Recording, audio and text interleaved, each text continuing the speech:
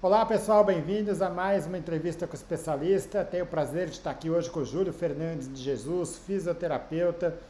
O Júlio tem especialização em fisioterapia musculoesquelética pela Santa Casa de São Paulo, mestrado e doutorado pela Unifesp. Atuamos juntos também na seleção feminina de futebol, então tenho uma experiência boa aí com o futebol. Ah, Atualmente atua dentro da Clínica GERF, que é uma das referências aí em fisioterapia ortopédica e esportiva aqui em São Paulo. E a ideia com você hoje, Júlio, é discutir um pouco a respeito da tendinopatia do manguito rotador, que entra dentro junto de um guarda-chuva de outras condições, outros diagnósticos, outros nomes que se usam, como bursite subtrochantere, bursite subacromial, enfim, tendinites no ombro, coisa nesse sentido. Primeiramente, obrigado pela disponibilidade, bem-vindo. João, eu que agradeço aí mais uma vez pelo convite, pela confiança. É um prazerzão aí conversar com você a respeito dessas condições todas, né? E em específico essa da tendinopatia do manguito. E maior ainda te reencontrar. A gente trabalhou junto aí por muito tempo, foi super legal. Nos afastamos um pouquinho, então bacana aí poder bater esse papo contigo novamente, tá bom? Muito obrigado. Ótimo. Antes de entrar no aspecto específico, então, da fisioterapia, acho que fisioterapia é talvez a parte, o alicerce central do tratamento das tendinites no ombro, né? Especialmente do manguito rotador. Mas para entender um pouco do ponto de vista médico, né, como é que a gente vê isso, o manguito então é um conjunto de quatro tendões que estão em voltas do ombro, então você pode ter queixas diferentes dependendo de qual tendão que está mais comprometido, que está gerando a dor, né? E basicamente gera um quadro de dor, né? O que a gente tem que diferenciar sempre é de quadros de lesões no tendão, ou seja, rompimento de tendão, de outras lesões associadas, que muitas vezes você tem uma tendinite do manguito, mas tem outras queixas associadas, né? Existem alguns tratamentos médicos específicos, mas a fisioterapia de fato é talvez o pilar central aí desse tratamento, né? Então a ideia é discutir um pouco com você justamente sobre a fisioterapia nos casos de tendinopatia de manguito rotador.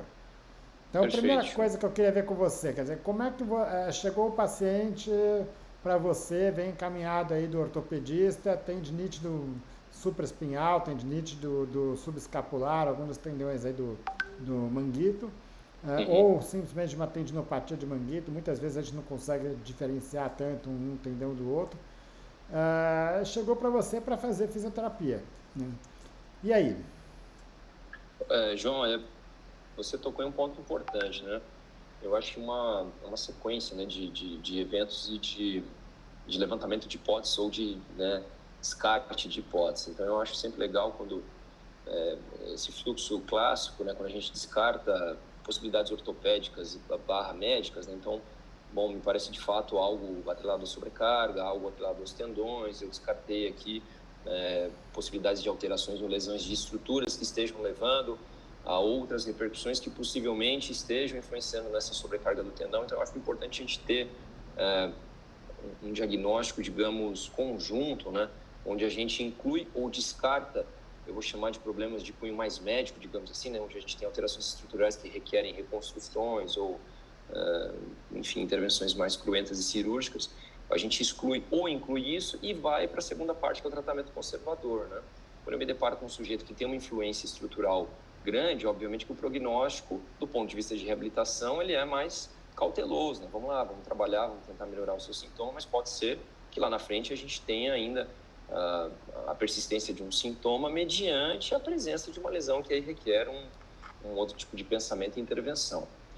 Ou não, tudo bem, a gente tinha lá a presença disso, mas parece que a influência disso no seu sintoma é baixa, graças a Deus deu tudo certo o tratamento, reduziu o sintoma, e aí em conjunto a gente optou por, né, fazer a alta e a resolução aí do problema. Então é legal a gente ter primeiro esse reconhecimento da inclusão ou não de alterações médicas e estruturais aí na região do ombro.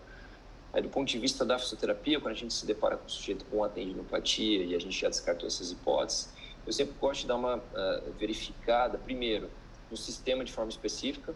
Então, eu vou lá tentar checar se em posições de demanda para o manguito rotador. Então, eu também gosto de chamar de tendinopatia de manguito rotador, que eu acho que é muito difícil a gente diferenciar um de outro. E eu acabo sempre testando todos os movimentos, eu sempre testando todos os componentes ali da região. Então, eu sempre gosto de avaliar esse sujeito impondo demanda para a região e vendo, digamos assim, qual é o meu teto limitador. Então, alguns sujeitos apresentam sintomas extremamente relevantes que mal suportam, talvez vencer a gravidade, isometria simples já é sintomático e queixoso. Outros têm um problema, mas eles só vão desenvolver o sintoma mediante imposição de uma intensidade maior de demanda. Então, eu tento estabelecer qual é o meu ponto de partida com relação à limitação de possíveis imposições de tarefas e demandas. E o porquê, outro ponto, eu também gosto e costumo olhar para a região escapular para tentar determinar, né, até porque a gente sabe, você falou muito bem no começo, que o manguito se origina ali na região da escápula. E na minha opinião, quando a escápula não está muito legal, a base de apoio do manguito também falhou, né? Então, se eu tenho ali um grupo muscular que tem, por função, a cooptação da glenomeral, mas a base de origem dele não está boa, quando, né, a gente põe demanda no manguito, ele se segura aqui na escápula para fazer a movimentação ou gerar a cooptação e isso falha, na minha opinião, você muda completamente aqui a absorção, dissipação e transferência de energia dos tendões. Na minha opinião, isso pode gerar, né, repercussões clínicas. Então, eu sempre costumo olhar in loco para a região do manguito, então testo as rotações laterais, mediais, as elevações, em vários ângulos diferentes, com imposição de mais carga ou menos carga, até porque a tendinopatia é isso, né? Eu preciso entender onde é que está o meu teto limitador para eu começar a construir os desafios para o tendão, né? E dou uma checada também em outras situações, por exemplo, na escápula, para ver se ela influencia ou não esse sintoma. E também sempre gosto de olhar, João, para encurtamentos, né, do complexo de cápsula glenomeral inferior.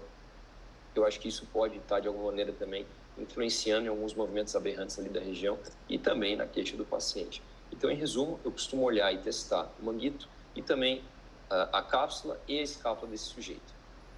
Ótimo. Se eu fosse acrescentar alguma coisa do ponto de vista médico, você falou um pouco, né, que às vezes é difícil de você diferenciar um tendão do outro, né, mas muitas vezes você pega um exame que vem ali, uma tendinite do supraespinhal, uma tendinopatia do subescapular, né? E acho que é importante o que você falou, porque muitas vezes a gente valoriza mais a queixa do que a alteração de exame. Não é incomum a gente ver inflamação em um tendão que está sem queixa nenhuma. Não é incomum a gente ver um tendão que tem, tá com um exame e fala que você tem um problema em um tendão e quando você vai examinar você vê que aquele tendão não dá queixa, mas o outro dá, que não tinha problema nenhum, né? Perfeito. Então, é entender os movimentos que vão dar dor e tentar trabalhar em cima desses tendões, né? Eu acho importante, sei lá, eu já me deparei, por exemplo, com cenários onde o sujeito tinha estabilidade glenomeral, por alterações de labro e tudo mais. Na minha opinião e do ponto de vista de reabilitação, a gente já sai perdendo um pouco, porque a estrutura que estabiliza, ou seja, eu vou me apoiar às vezes ali, né, para poder fazer uma demanda, e ela está defasada. Então, a gente já sai perdendo um pouquinho. Tem tratamento? Pode ser que dê tudo certo? Claro que sim. Mas é legal ter esse reconhecimento de parte olha, você encaminhou um sujeito e fala, Júlio, tem aqui uma lesão de labrum, detectei, testei, diagnostiquei, está presente. Aí eu vou olhar lá do ponto de vista de reabilitação o quanto isso está influenciando ou quanto isso está me atrapalhando ou me limitando com relação à implementação da reabilitação, né? Então, eu gosto muito dessa estratégia de levantamento de hipóteses dos dois cenários para a gente poder refinar o trabalho em si. Ótimo, muito bom. Mas isso que você falou também é importante, né? Às vezes a gente vê sinais no exame e que, na verdade, quando a gente vai testar no clínico, na prática, né, parece que o sintoma está atrelado a uma outra movimentação e até a uma outra estrutura. Vamos dar mais atenção para o exame clínico do que para a imagem, né? Quer dizer, Sempre. a imagem ela serve muito mais para descartar outras condições do que para falar da tendinite em si, né? Perfeito, é isso aí. Ótimo. Queria que você me falasse um pouco da importância da musculatura cervical nesses quadros, porque é muito comum você ver pessoas com problemas de manguito e uma dor que irradia aí para trapézio, para musculatura até o pescoço, ou gente com problema no pescoço que está dando dor na região do ombro e que pode eventualmente vir com uma queixa de um diagnóstico de tendinite de manguito rotador, né? Então, como é que você vai diferenciar esses quadros de tendinopatia do ombro dos quadros cervicais? Em geral, a tendinopatia ela costuma ser reativa a demandas específicas, né? Então, quando a gente implementa carga no sistema onde esse tendão está inserido, no sistema miotendineo onde esse tendão está inserido, a gente costuma detectar, assim, né? É muito claro, talvez, aqui do paciente, olha, o sintoma está aqui, é a minha dor, ou até o próprio histórico, sei lá, um paciente levantador de peso, né? Então, quando eu ponho a demanda específica, eu sinto uma dor, a gente até brinca que geralmente a tendinopatia, o próprio paciente dá o diagnóstico com o dedo, né? Quando a gente tem mais problemas, geralmente é um massagear da área, né? Então a gente costuma brincar um pouquinho com relação a isso. Mas, em geral, o histórico do paciente tem uma certa especificidade, que faz a gente pensar no tendão. A dor é só mediante uma demanda maior de tarefa, ou uma exposição específica da estrutura. Entretanto, no repouso, ou quando eu não desafio a estrutura, costuma amenizar o sintoma. Então, a gente detecta ou coleta algumas informações na anamnese, e aí eu tento bater isso no exame. Em geral, quando tem, eu vou chamar de traumático, no sentido de quando tem um evento atrelado ao desencadear do sintoma, é comum o paciente às vezes aparecer contraturado, com espasmos de proteção em outras regiões, mas não é o habitual. Em geral, a tendinopatia é aquele sintoma insidioso, que vai pegando, até ele começar a se sentir, né, ou com a performance laboral ou de prática esportiva defasada, e busca auxílio médico e fisioterapêutico, né? Então, eu tento diferenciar primeiro com relação ao histórico, movimentos atrelados à queixa, né, ou onde a queixa está presente, digamos assim, e com relação a tempo também. Em geral, problemas cervicais acabam sendo um pouco mais duradouros, ou é aquele paciente que já fez muito tratamento para manguito, fez várias sessões de fisioterapia para manguito, não melhorou nada, a topografia da queixa espalha um pouco, vai além do habitual, tem relatos a história não bate muito com a tendinopatia, né? A dor não é só quando eu desafio o sistema mediante posição de carga. Às vezes uma tarefa corriqueira, como lavar uma louça, me gera um problema grande, abrupto. Então, em geral, o histórico do paciente não fecha muito só com a tendinopatia. Pacientes mais crônicos, ou que a dor está mais recalcitrante, custando a ir embora, já tentou tratamento e tarefas específicas para o manguito, não foi embora, a topografia está um pouco mais espalhada, parestesia, enfim, eu sempre acabo desconfiando um pouco da cervical, que pode ser o foco, né? A queixa às vezes pode ser uma dor referida ou irradiada, e às vezes pode ser secundária também, João, né? O paciente às vezes está ali num quadro tão reativo de sintomas que entram alguns espasmos de proteção que acabam acometendo ali a cervical. Mas eu acho que o histórico direciona um pouco o raciocínio, e quando você vai para o exame físico, talvez você consiga refinar um pouquinho mais ou diferenciar um pouquinho mais essas duas estruturas, tá? Ou essas duas situações aí. Ótimo. Acho que um dos motivos que acho que é importante, a gente está discutindo aqui a tendinite do manguito rotador, é que assim, a gente vê muito paciente, infelizmente, indo para fisioterapia e às vezes até desiludidos com a fisioterapia, que já fez aí 30, 40, 50 sessões de fisioterapia sem estar resolvendo o problema, né? Mas, sim, de fato, a gente vê que a fisioterapia, quando bem aplicada, ela tende a ser muito resolutiva para esses quadros da tendinopatia, né? Acho que assim, aí infelizmente é uma realidade que a gente tem aqui de, às vezes, fisioterapia de qualidade, vamos dizer, aquém do desejável, né? E muitas vezes a gente vai ver, por exemplo, um paciente que tem aquela tendinite clara, que tem uma dor e que basicamente fica usando recursos analgésicos de aparelhos aí para poder tirar a dor, que não é muitas vezes o que ele precisa. E por outro lado, você vai ver gente que está com uma limitação de mobilidade, que tem um ombro mais travado, então, obviamente tem um quadro que vai além da tendinite e que fica querendo não consigo fortalecer, fortalece, dói, tudo isso. Então, eu queria tentar, resumidamente, claro, não entrar em qual recurso que você vai usar, porque isso depende de uma variação individual, mas nesses quadros gerais, quer dizer, aquele paciente que está mais limitado, que está com um movimento restrito mesmo, como é que você começa a abordagem desse paciente?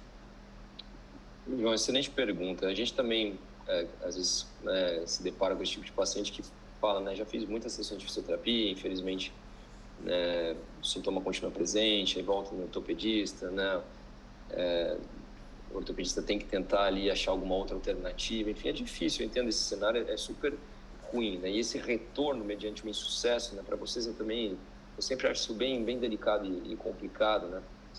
E às vezes vocês até o paciente acaba tendo um pouco mais de dificuldade de engajar em proposta de tratamento conservador, porque você ofereceu, ele tentou uma vez, não deu certo, né? A confiança do paciente nesse tipo de trabalho vai reduzindo, né? Mas infelizmente tem de fato alguns colegas que estão inseridos em cenários que não propiciam um trabalho um pouco mais detalhado, um pouco mais feito sob medida, né? E quando a gente fala de qualquer, não só de tendinopatia de membro superior, João, mas eu acho que as tendinopatias em si, elas são extremamente delicadas. E por que eu falo isso? Porque o tratamento de tendinopatia, ele é basicamente assim, desafiar o sistema miotendino, né? Mas vamos pensar no complexo do ombro. Muitas vezes a gente tem influência da escápula, influência do complexo glenomeral. Não é só amarrar a borrachinha no espaldar e ficar ali com o paciente fazendo, né, 10 de 1000 rotações laterais com o trabalho de rosinha, achando que você está resolvendo todas as tendinopatias. Vai muito além disso, né? Então, o trabalho da tendinopatia em si, na minha opinião, ele requer uma proximidade do terapeuta muito grande com o paciente. E por que disso? Porque você tem que desafiar o sistema de uma maneira inteligente. Primeiro, eu vou ter que fazer uma boa avaliação para saber qual que é o meu ponto de partida, onde é que está o meu teto limitador. O paciente não está tolerando nem isometria, então o meu ponto de partida é isometria. E não quer dizer que eu vou fazer todas as sessões do meu paciente só com isometria. Eu fiz a primeira abordagem com isometria. Na sessão número 2, eu tenho que reavaliar rapidamente esse sujeito para saber se eu já tenho margem para implementar mais carga. Se eu tenho, eu devo fazer. Eu tenho que sempre preencher todo o meu teto limitador com a abordagem mais inteligente do ponto de vista de desafio possível, porque senão o tendão fica estagnado. Então, o tratamento de tendão, de tendinopatia em si, ele requer uma carga levemente maior do que o normal, que às vezes até é um pouco irritativo, mas que tem que desafiar um pouquinho o sistema para a gente poder estimular ali aquele sistema, aumentar a sua capacidade de suportar a sua demanda, e aos poucos a gente vai construindo degrau a degrau um cenário mais favorável. Ou seja, é um trabalho difícil, desafiador, muitas vezes tem dor durante, a gente precisa estar perto do paciente para poder controlar, ajustar. Às vezes é questão de ajustar um pouquinho uma amplitude de movimento de um exercício terapêutico e a coisa deslancha. Então, se eu não estou num cenário favorável para isso, eu tenho grande chance de não conseguir ser bem sucedido, tá?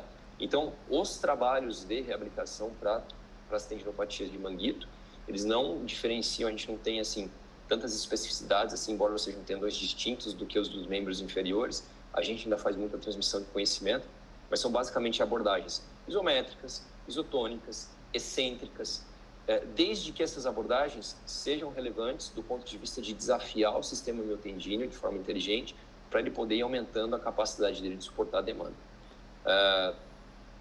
Por vezes, eu não vou te mentir, eu até me valho de um ou outro recurso de agente eletrofísico, né? A gente chama de recurso modulatório ou passivo, para poder amenizar um sintoma ou otimizar a implementação de um exercício. Mas o carro-chefe é o exercício, né? Eu não gosto de, né, vamos lá, vamos rasgar a estrutura, vamos desafiar, a dor está lá, nível 10, mas eu tenho que fazer.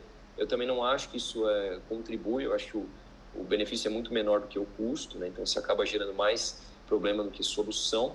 Então, é isso, eu acho que o trabalho de tendinopatia em si, para qualquer tendinopatia, ele requer uma atenção extra de quem está conduzindo ali os exercícios terapêuticos. Até que o paciente vai tendo ali um abrandamento do sintoma e consegue ter mais autonomia, tá? Então, eu acho que esse tipo de situação é desafiadora já pela natureza da condição.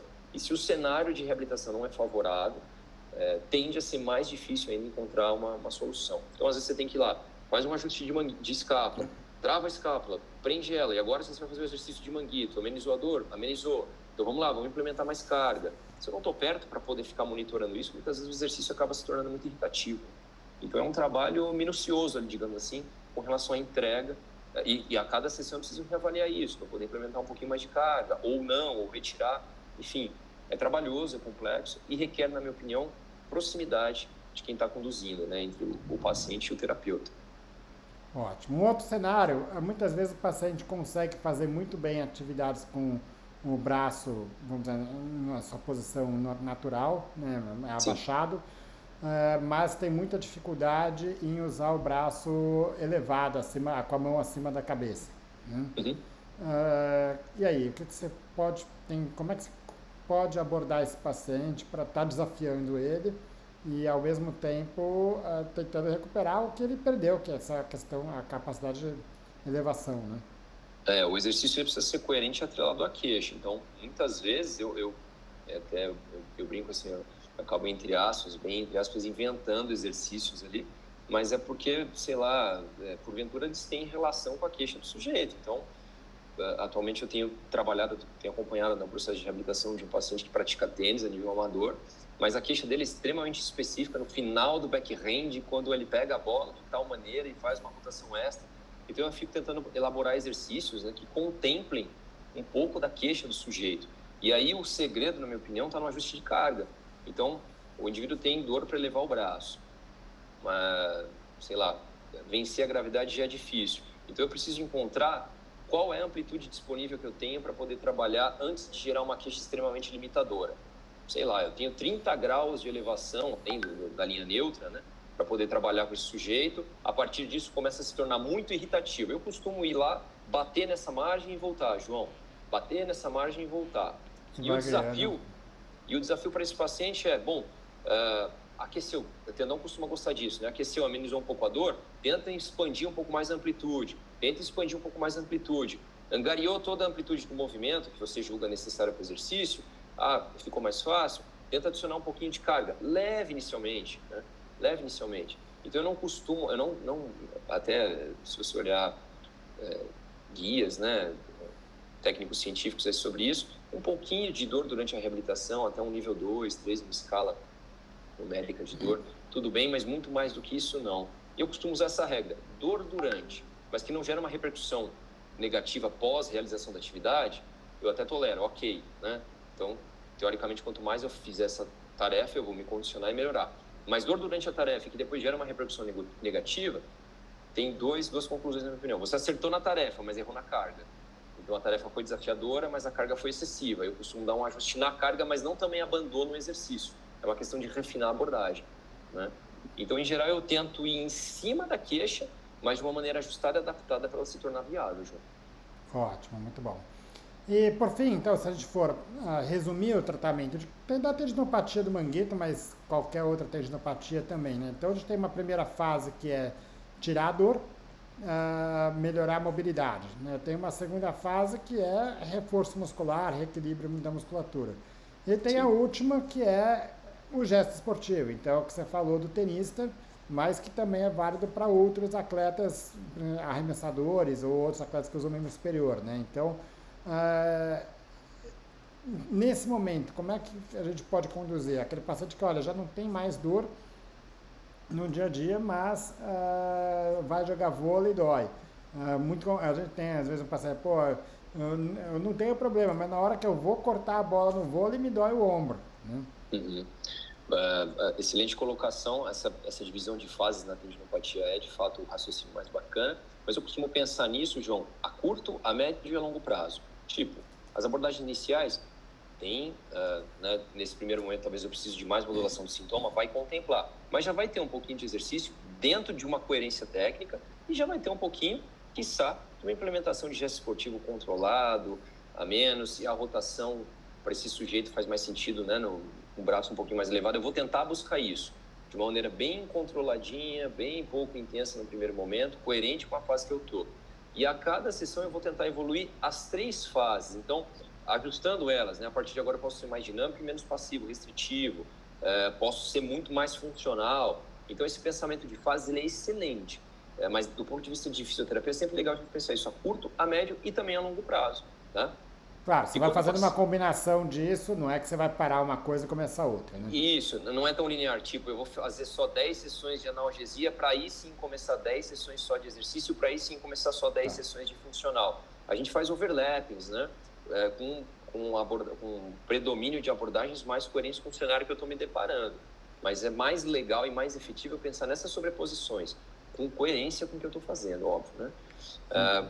Mas indo na tua pergunta, o atleta, lá, o praticante de atividade física, com a dor bem específica, eu estou bem para o dia a dia e tal, mas a demanda está me gerando dor, eu costumo interpretar isso como ainda necessidade de aumentar um pouco ainda a capacidade do sistema miotendino dele de receber aquela demanda. Ou seja, na minha opinião, tem que continuar evoluindo com os exercícios. ou de uma maneira mais específica, ou com mais carga, ou mudando a proposta. Eu estava explorando muito só o concêntrico, agora vou explorar o concêntrico e o excêntrico, agora vou fazer um trabalho de alta carga, mas de baixa velocidade, enfim. Mas, na minha opinião, há necessidade ainda de continuar evoluindo o trabalho de recondicionamento do sistema, João. Ótimo.